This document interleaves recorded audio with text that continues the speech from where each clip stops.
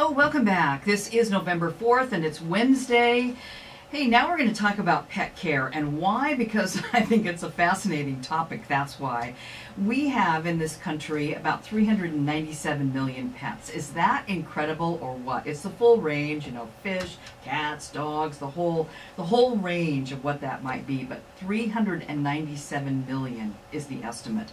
And in 2014, the estimate of what we spent on those friends was $58 billion. $58 billion. That's a lot of money. We're buying food, we're buying vet care, we're buying all kinds of supplies, grooming, boarding. I mean, the list is so long. One thing I came across that I thought was kind of interesting is that people spent about 5 times more on their pets than they did on movies last year. So that kind of gives you a little bit of perspective. So pets actually have become people. That's my thought. Pets are people. So my guest today is Dr. Lynn Harbinson. She's a veterinarian. She is the medical director of VCA Vineyard Animal Hospital. And you have, Doctor, you have locations in Kennewick and Richland. Is that correct? That's correct. And actually Meadow Hills is also a VCA hospital now. Oh, okay. Yeah. All right. So it seems that, you know, one of the things that I have seen about pets that is a little disturbing is that they're often reflective of our human society as well, and a lot of pets are overweight. This is true. So, I mean, you're so correct in saying that really the role of pets in our lives has changed over probably the last 50 years for sure, but even the last 30 years, that really pets used to be that if you had a dog, you might take them hunting or they might be in your backyard. But now they really are family members. They always were for some folks, but I think the vast majority of our pets are family members. And so we see a lot of the same health issues that we see in human health, particularly as it relates to obesity. We all like to share with our pets and have them be happy. And one of the surefire ways to do that is to give them a yummy treat. So. Yeah, or scraps off the table, yeah. or so.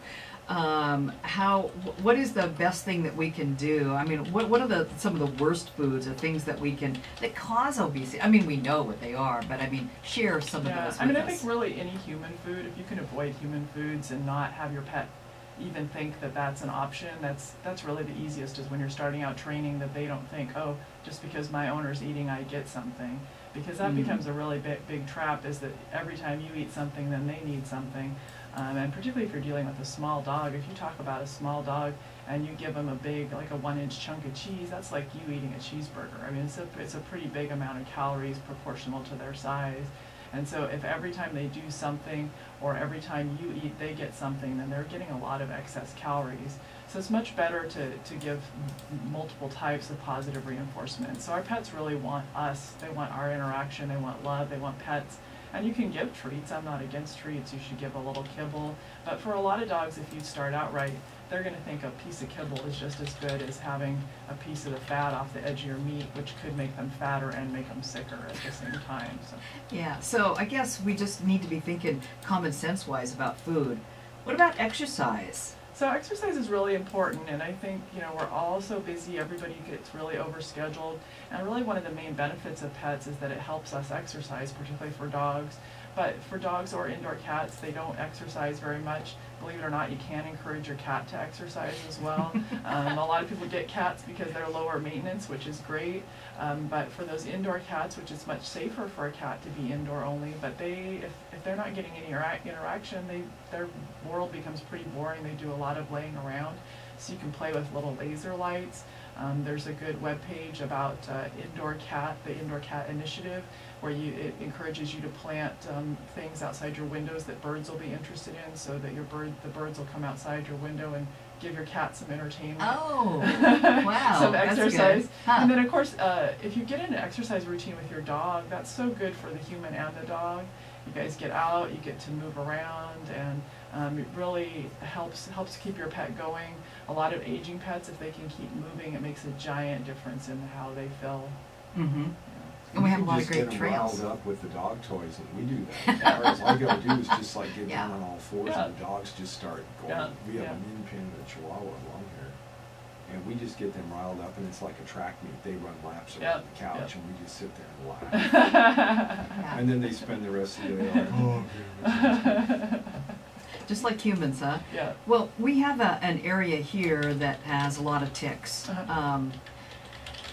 Do you see people coming in with ticks or concerns or questions about ticks? What's the best way to deal with ticks? We do. So this actually links into what the chief was saying, that we actually are seeing more ticks because of some of the same types of climate change things. Wow. Because it's not so cold in the winter, they're not dying off as much.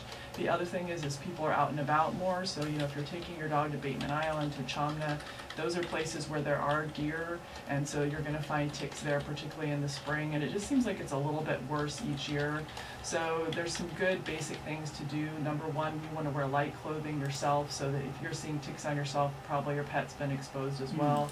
Being sure to check them over. There are even newer and better tick prevention and tick treatment products, which is really good news, because ticks are probably the hardest parasite we deal with. There's nothing we can do that acts like a bubble around them, but it used to be we were really stuck with like collars that didn't work very effectively. So now there's some really good collars. There's actually just this year a couple of oral products, so you can get a prescription from your veterinarian where you give a product to your pet either once a month or once every 3 months that will help reduce tick attachment. Ticks can carry diseases, most of which are spread by being attached to your pet for the long term. So after you're out and about, look yourself over, look your pet over for ticks, get them off before they're attached. If they do get attached, it's mostly just removing them really close to the skin surface. A lot of clients have a lot of concerns about the head getting stuck in, and it's a very rare problem that's actually an issue. Bigger issues tend to be the weird things people put on ticks to try to get them off the pet. Don't poke the tick with a burning needle. Don't. You're hazarding yourself and your pet more by doing that than just pulling the tick out with some forceps or something close to the skin surface. But most veterinarians are more than happy to remove them for you if you're grossed out, because they are gross little beasts. They are gross. Yes. What are the most common health issues when people visit you? And I'm assuming it's cats and dogs probably primarily. What are they coming for? So interestingly enough, I think I thought about this question since you sent it to me ahead of time. And so there's a couple of different things. So the things that veterinarians are going to report are the most common health issues are dental disease and obesity. Those are not the most common reason pets come in. Those are the most common things we see, because I don't know, like 95% of pets over 2 years old that haven't had dental care have dental disease. They have tartar.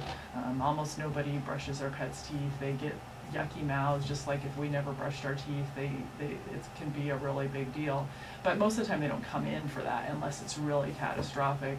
Obesity is also something where people may come in because they know that's an issue, but most of the time they're coming in for some other reason, and we're like, you know, your pet is really fat, and it's a difficult conversation to have, because you know, people have a lot of sensitivity about that, and so it's a lot of times it's just minor modifications. In terms of things that people bring their pets in for, a lot of times it's just that they know something's not right. And so I always encourage folks that if you think something's not right with your pet, that's probably a valid feeling. A lot of times people try to deny it, or they're like, oh, my spouse, my friend, whoever thought I was crazy because I thought something was wrong with my pet. And you know them, they're your little buddy, they're there with you. If something's changing and it's different, particularly with an aging pet, it should get checked out. There's so much we can see on an exam. There's so many things that we can do to detect problems and help with them. And particularly if you have a good regular relationship with a veterinary provider where they're looking at your pet each year and they kind of know what's normal, sometimes we'll pick up stuff and you'll be like, oh yeah, I noticed that, but I was hoping it wasn't anything. And so if we can find it early, we can deal with it. Well, if you pay attention, like our dogs, we can tell in an instant, because they just have these clockwork behaviors. Yep. And we'll notice like one of them might be acting really listless, and we go feel and their nose is warm, so we keep an eye on them, and then a day or two later they're just back to normal. But you do notice these things.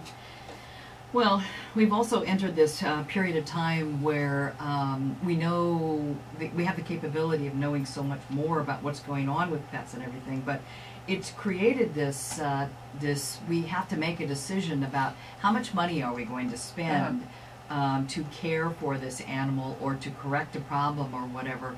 And those are really, really hard decisions. They are. And so one of the best things to do is probably the one that's least done, which is kind of planning for some of those things, saying to yourself, okay, I mean, I think a lot of people get a new puppy or a new kitten on a whim. They're like, oh, they're so cute, and they get them. But to realize you're obligating yourself to taking care of them both financially and emotionally for the rest of their life.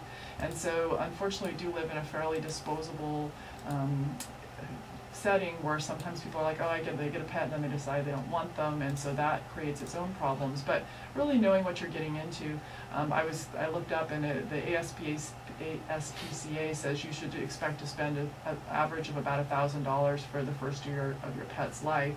And I think that's a reasonable amount to consider having in an emergency fund.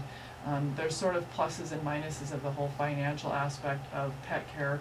So one thing is to realize there's a lot of stuff we spend money on that we may not need to spend money on. I know before I was on the radio, we were talking about Halloween costumes, and the United States spends a ridiculous amount of money on Halloween costumes for pets. So I understand people do that because they love their pet, but it's probably not really benefiting your pet. And you know, if you're concerned about their well-being, maybe you should put aside some of that money instead. There are more and more ways to manage how you pay for health care. So my company and some other local veterinarians have what are called wellness programs, which is where you can kind of decide, okay, I want to do these certain things with my pet during a year, and it establishes a monthly payment plan. There are medical credit cards that can be used at veterinarians or at dentists or other places that sometimes people use for financing for emergencies. But really the most fiscally conservative thing to do is to say, okay, this is what I think it's going to cost for my pet. Put that in your budget. Actually make a budget, and then put it away in an emergency fund, and realize that most people with their pets, at least once during their pet's lifetime, are going to have some kind of a catastrophic emergency that comes up where they're having to make a decision whether to spend thousands of dollars or not. And if you kind of thought that through beforehand, you know what your own limitations are. I mean, for me as a healthcare provider, it's very useful if the person knows, you know, there's certain things I'm just not going to do. And if they're upfront about that and they've thought it through, it's, I think, much harder if you've never thought about that, and then you're in a catastrophic position where you have to make that decision. Yeah, that makes it a lot more tough. We're going to take a break here, but what I want to talk about when we come back is the whole issue about, since pets really have become people, how people deal with end of life, and it is so gut-wrenching for a lot of people. We're back in a moment here on Meet in the Middle. Glad you join us today. My guest, Dr. Lynn Harbinson. She is the medical director of Vineyard Animal Hospital in Kennewick and Richland.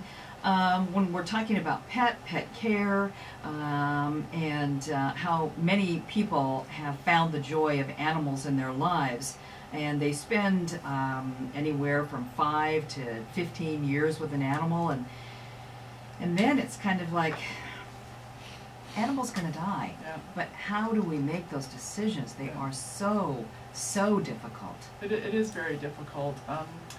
I guess a couple things from my perspective is that I feel like that it sometimes, even though it brings up bad things that might be happening in other parts of our life, that it also can be a useful thing to kind of think about that. I mean, unfortunately, death is part of life, and so a lot of people, their first loss, particularly as younger children, might be with losing a pet, and that there are some coping skills that you can learn through that experience that might help you in other areas of your life.